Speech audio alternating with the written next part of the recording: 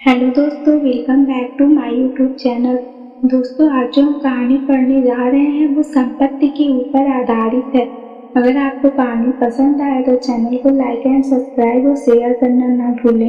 Thank you दोस्तों। चलिए कहानी को शुरू करते हैं। संपत्ति का वारिस बेटा और जिम्मेदारियों की वारिस बेटी क्यों? अर्पिता के पिता के असमय गुजर जाने से अर्पिता के कोमल कंधों पर घर की सारी जिम्मेदारी आ गई।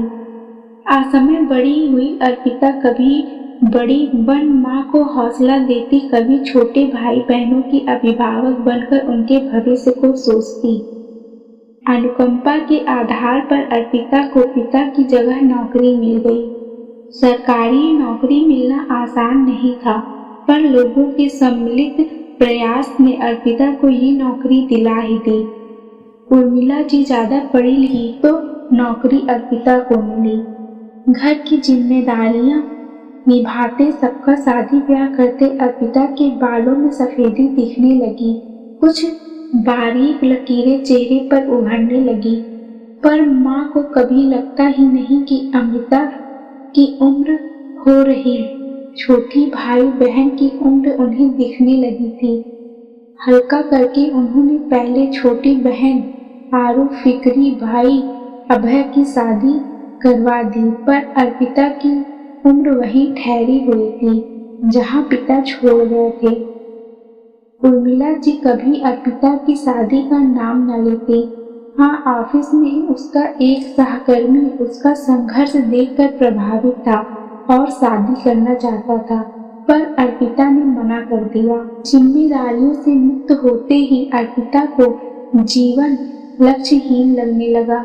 ऑफिस से आने पर जो भाई बहन और माँ उसे घेर लेते, वो अब अपनी दुनिया में मग्न हो गए। हाँ, नई नवेली किरण अर्पिता के ऑफिस से लौटने पर गरम चाय और नाश्ता जरूर देती, पर अभय के पास बहन के लिए कोई समय ही नहीं था। वो सिर्फ उसके पैसे कमाने की मशीन समझने लगा था। अर्पिता के पैसों पर दोनों भाई बहन अपना पूरा हक समझते, पर नई भाभी किरण को अर्पिता से पूरी सहानुभूति थी। अभय समय से पहले लड़की 5 साल बाद एक लड़के का पिता बन गया। अर्पिता अपेक्षित होती गई। पिता द्वारा अधूरा बना घर अर्पिता ने बैंक से लोन लेकर बनवाया था। घर पिता के नाम पर था। अभय कई दिन से इस घर को अपने नाम कराने के पीछे पड़ा था, पर अर्पिता टाल दे रही थी। आज सुबह ही अभय ने अर्पिता से फिर घर के पेपर मांगने तो अर्पिता ने मना कर दिया। उर्मिला जी बेटे के पक्ष में बोलने लगी। अर्पिता ने उन्हें समझाया कि उर्मिला भड़क गई। ये मकान मेरे बाबूजी के नाम पर है, इसका हकदार तो अभय ही है। तेरे कोई हक नहीं है पिता के मकान में। अर्पिता सन्न रह गई। ये उसकी माँ बोल रही है, जिसने पिता की मृत्यु पर अर्पिता को कहा था कि तू इस घर की बेटा है, कहकर सारी जिम्मेदारी उसके कंधों पर डाल दिया।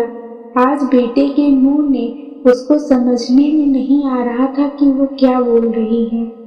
अर्पिता का गुस्सा जो पिता की मृत्यु के बाद चला गया था, प्रचंड हो गया। माँ सही कहा, पिता की जिम्मेदारियों की वारिस मैं हूँ और संपत्ति का वारिस अभय। क्यों इतना भेदभाव?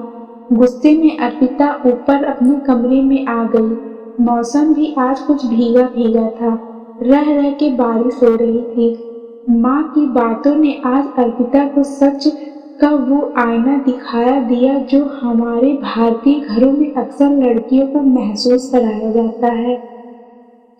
फ्रेश हवा लेने के लिए खिड़की खोली तो देखा लॉन में अभय की बेटी पारुल और बेटा हर्ष उधम मचा रहे थे। तभी हर्ष गिर गया। पारुल दौड़ती हुई आई, भाई को अपने अशक्त हाथों से उठा अंदर ले गई। अब बाबूजी गुजरे थे तब अर्पिता ने इसी तरह छोटे भाई बहनों को अपनी बाहों में समेट लिया था। कितने अजीब है वो रिश्ते जो हम इस समय बदल चुके हैं। अर्पिता का मन भीग गया। सच कैसे समय बदल जाता है। बचपन में एक दूसरे पर जान देने वाले भाई बहन बड़े होकर अपनी गृहस्थी में रच बस जाते हैं, जहां रिश्तों के नाम पर पति पत्नी और बच्चे ही दूरी बन जाते हैं। अपने पराये स्वार्थ वाली भावना ऊपर हो जाती, दिल का रिश्ता नीचे छूट जाता। अपनी जिंदगी के इतने साल देने पर भी आज माँ ने उसे सुना दिया। जब तक भाई नहीं कमाता था तब तक माँ अर्पिता का मुंह जोहती थी। रात को किरण खाने पर बुलाने आई। अर्पिता ने मना कर दिया। दीदी सर दबा दो। किरण के पूछने पर अर्पिता की आंख में आंसू आ गए। जिसने खून का रिश्ता था उसे फिक्र नहीं थी। ये तो दूसरे घर से आकर भी उसकी व्यथा को समझती है। शायद एक स्त्री ही दूसरी स्त्री का दर्द को समझ पा रही है। भोर का सूरज एक नई उम्मीद लेकर आया। अर्पिता अपनी अटैची तैयार कर नीचे उतरी। माँ को बोली, मैं जा रही हूँ अपने दोस्त के यहाँ रहने। ये संपत्ति अभय की है, पर समय रहते मेरी जिंदगी भी संवार दी होती तो आज उम्र के इस मोड़ पर मैं तन्हा ना होती।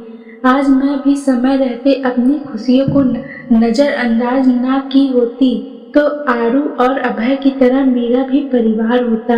आपने मेरे लिए क्यों नहीं सोचा? माँ ने शर्म से आंखें झुका ली।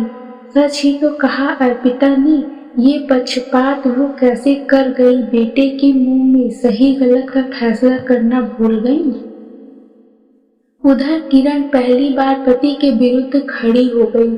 अभय को बहुत खरी खोटी सुनाई। जिस बहन ने अपनी जिंदगी होम कर दी आपको पढ़ाने लिखाने में, उसी बहन पर आपको एतबार नहीं था। घर दीदी का बनवाया है, ये उन्हीं का रहेगा। जाना है तो हम लोग दूसरी जगह जाएंगे, दीदी नहीं। पारुल और हर्ष में झगड़ा हो गया। हर्ष कह रहा है जैसे पापा ने बुआ को घर से निकल जाने को कहा, मैं भी बड़ा होकर तुमको निकाल दूंगा। बच्चों की बातों ने अभय की आंखों में बंधी स्वार्थ की पट्टी हटा दी। अर्पिता के बाहर बढ़ते कदम पर अभय गिर पड़ा। माफ करना दीदी, मेरी आंखों पर स्वार्थ की पट्टी बंधी थी।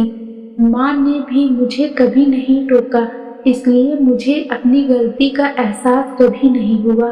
अर्पिता के पैरों पर गिरा अभय छोटे बच्चों की तरह रो पड़ा। अर्पिता ने किरण को देखा। उसने हाथ जोड़कर कहा, मत जाना हमें छोड़कर। नन्हे हर्ष ने बुआ को गले में हाथ डाल अपनी मीठी आवाज में बोला, बुआ मैं बड़ा हो जाऊंगा तो आपको अपने साथ ले जाऊंगा और पारुल को छोड़ दूंगा। ना बेटे, बहन को कभी नहीं छोड़ना, कहा अर्पिता ने हर्ष को प्यार किया। उसकी अटैची अभय उसके कमरे में रख के सीढ़ी चढ़ रहा था और माँ बेटी की पसंद का खाना बनाने रसोई में गई। स्वार्थ का रिश्ता दिल के रिश्ते से बदल गया। Thank you.